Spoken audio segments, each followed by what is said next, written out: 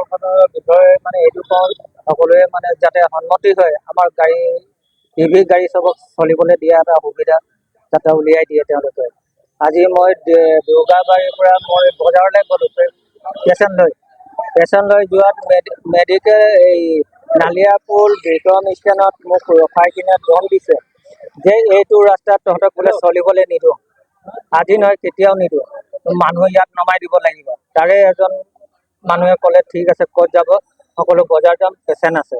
তেতিয়া মোক এৰি দিলে আৰু যাবলৈ দিলে আৰু ক'লে যে নেক্সট টাইম এইটো ৰাস্তাত নাহিবা। মই এইটোৱে কওঁ, ৰাস্তাটো গোটেই ডিব্ৰুগড় জিলাখনৰ সৰু ৰাস্তাতে চব গাড়ীয়ে চলিব পাৰে। কেলৈ চৰকাৰক এটা টেক্স দিছে, চব গাড়ীয়ে দিছে, বোলে আমি ইভি বুলি নহয় কথাষাৰ, চব গাড়ীয়ে দি আছে, তো চব গাড়ীয়ে চলিব পাৰিব। আমাৰ এতিয়া কথা কওঁ যে তাহাঁতক লাইন এটা দিছে বোলে, কিবা কাৰণত লাইন দিছে, লাইনৰ মতে চলি আছে। তো আমাৰতো তেনেকুৱা লাইন নাই, আমাক চব পিনে আমি চলিব পাৰোঁ। ইভি গাড়ী এখন পলিউশ্যন গাড়ী নহয়। পূৰ্বতে আপোনালোকৰ এটা অভিযোগ আছে যে আপোনালোকৰ পাৰ্মিট নাই আৰু আপোনালোকৰ অট'পাতি যথেষ্ট বৃদ্ধি পাইছে বুলি এটা অভিযোগ আনিছে। হয়, আপোনালোকৰ কোনো ধৰণৰ মানে পাৰ্মিট নাই, কিন্তু অবৈধভাৱে যধে-মধে সোমাই দিয়ে। য'তে অট'পাতি অভিযোগ আনি পোৱা। কিন্তু আমালোকৰ যধে মধে গাড়ী চব চলা নহয়, এটা হিচাপতে চলাই। যেনিবা মেডিকেল যায়, মেডিকেল গেটৰ পৰা বজাৰলৈকে যায়, ইমানটোৱে চলে, বা নালিয়াপুল পিনে যায়, ইমানটোৰ ভিতৰতে আমাৰ গাড়ী চব চলি থাকে, যধে মধে অধমধে নচলে। ষ্টুডেণ্ট আনিবৰ কাৰণে মোক ৰখালে, কয় এইপিনে যাব নিদিয়ে, নালিয়াপুৰ ৰাস্তাত আমাক যাব নিদিয়ে, ইভি যাব নিদিয়ে। তো মই ক'লো কেলে? মইতো ভাড়া মাৰিব অহা নাই। এক নম্বৰ কথা, মই গৈ আছোঁ চলবুক ষ্টুডেণ্ট আনিবৰ কাৰণে। তো আপুনি মোকতো ৰখাব নোৱাৰে এনেকুৱাকে। ৰাস্তাখনত আপুনি ৰাস্তাত আমাক ৰখাব নোৱাৰে আপুনি, এইটো কোনো অধিকাৰ নাই আপোনাৰ। বিক্ৰমৰ যিকেইটা মানুহ আছিলে তাত ৰখি আছিলে, কয় এইপিনে যাব নিদিওঁ আমি। মই ক'লো মোৰ চলবুক যাব আছে, মই এইপিনে ভাড়া মাৰোঁ চলবুক, ধনবক্স আৰু সম্পূৰ্ণ স্কুলৰ ষ্টুডেণ্ট। ৰাতিপুৱা যাওঁ, যেতিয়া ছুটি দিয়ে তেতিয়া আকৌ উভতি আহোঁ। তা আপুনি এনেকৈ কৰি মোক ৰখাব নোৱাৰে। তাৰপিছত সি মোক কৈ আছে যে এইপিনে যাব নোৱাৰিবা, মানে এনেকুৱা উত্তেজিত হৈ গ'ল, মানে সি পাৰিলে মোক মাৰিব এনেকুৱা কৰি আছে। তা মই বেছি কথা পতা নাই তেখেতৰ লগত, বেছি কথা নোকোৱাকৈ মই গুচি আহিলোঁ ষ্টুডেণ্ট লৈ কিনি মই ঘৰ উভতি আহিলোঁ। চালকটোৰ নাম নাজানো মই তেখেতৰ। তাৰপিছত আৰু এজন আছিলে বিক্ৰম চালক, তেখেতে ক'লে ভাইটি তুমি যোৱা। যিহেতু এই ক্ষেত্ৰত ডিব্ৰুগড় জিলা প্ৰশাসন আছে, এটা আৰক্ষী বিভাগ আছে, ডিটিঅ আছে,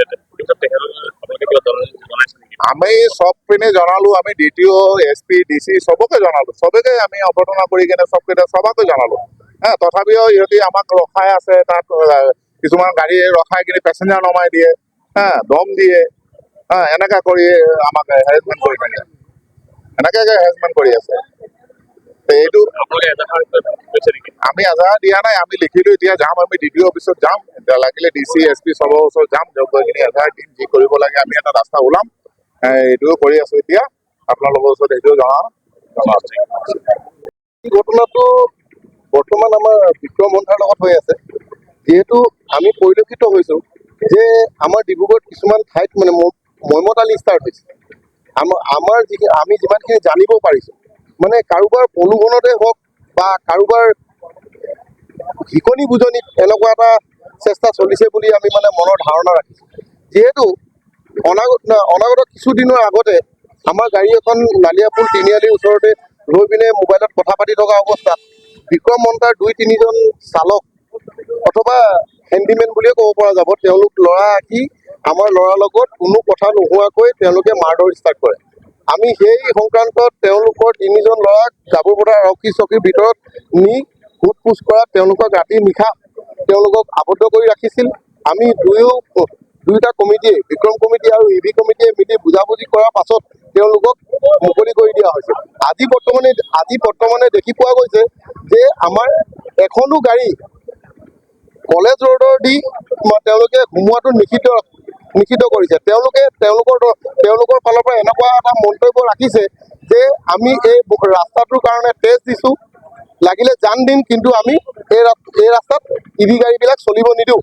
গতিকে আমি স্পষ্ট কৰি দিব বিচাৰিছোঁ, আমি গণতান্ত্ৰিক প্ৰক্ৰিয়াৰে আপোনালোকৰ থ্ৰুটিৰ মাধ্যমেৰে আমি জিলা প্ৰশাসনক জনাব বিচাৰিছোঁ, এইটো এটা কি ধৰণৰ ষড়যন্ত্ৰ বা এইটো এটা কি ধৰণৰ বুজাবুজি হিচাপত মানে চলিছে যে এটা অবৈধ পাৰ্কিং, এইটো সম্পূৰ্ণৰূপে অবৈধ পাৰ্কিং হয়। তথাপিও তেওঁলোকে ইমান বুকু ডাঠ কৰি তেওঁলোকে ক'ব পাৰিছে যে এই ৰাস্তাটো দি আমি সোমাব নিদিওঁ। তেওঁলোকে যিটো ধৰণত ৰোড টেক্স বা যিকোনো ধৰণত গাড়ীৰ টেক্স দিছোঁ বুলি কৈছে, ঠিক তেনেকৈ আমিও আমাৰ গাড়ী কিনা অৱস্থাত আমিও এনেকৈয়ে টেক্স দি গাড়ী কিনিছোঁ। গতিকে আমি কোনো ধৰণে বুজাবুজিত আহিবলগীয়া নাই। আমাক ইয়াৰ এটা সুব্যৱস্থা লাগে। আমি আপোনালোকৰ যোগেদি জিলা প্ৰশাসন, উপায়ুক্ত মহোদয়, দ্বিতীয় ছাৰক আৰু আমাৰ ট্ৰাফিক ব্ৰাঞ্চৰ যিকেইজন ভাৰপ্ৰাপ্ত বিষয়া হওক বা ইন্সপেক্টৰ হওক তেওঁলোকক আমি অৱগত কৰিব বিচাৰিছোঁ। আমি ইয়াৰ পৰাই আপোনালোকক বিদায় দিয়াৰ পাছতে আমি ইয়াৰ পৰা এটা পদযাত্ৰা উলিয়াম। নালিয়াপুলৰ সমীপৰেদি আমি ওলাই গৈ আমি আমাৰ ডিব্ৰুগড় সদৰ থানাত উপস্থিত হ'ম আৰু আমি ট্ৰাফিক বিষয়াসকলৰ লগত কথা পাতিম আৰু লগতে ইয়াৰ পৰা গৈ আমি দ্বিতীয় ছাৰকো লগ ধৰিম। আপোনালোকৰ থ্ৰুদি আমি ডিব্ৰুগড়বাসী ৰাইজক জনাই দিছোঁ।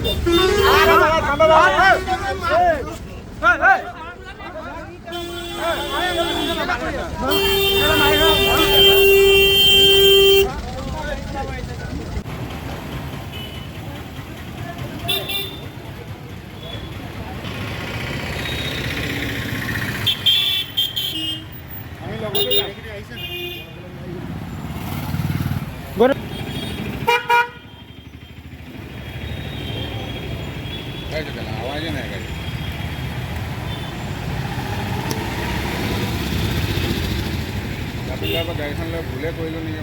কোনখন একেখন ভাৰতীয় দুখন লৈ কোন এখন আছে লৈ লওঁ কেইটকা ডেইলি 300 ডেইলি ঘৰতে থ'লোঁ। ঠিক আছে মই ল'ৰাটো কৰি ৰাতুলক দি দিবি খালি। আমাৰ গোহাঁই অঁ ৰাতুল যাম তই আনি দে মই হেৰি কৰি দিম আজি লৈ যাবি। আজি ফোন ৰাতিলৈ যাওঁ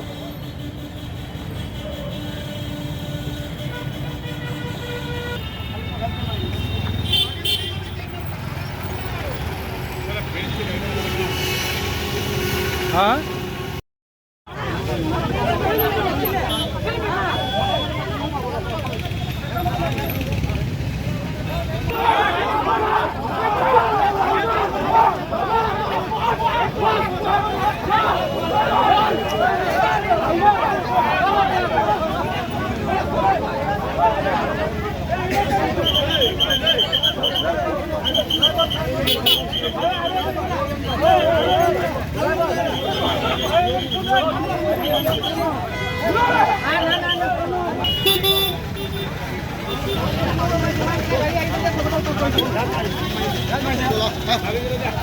Ai, sao ơi?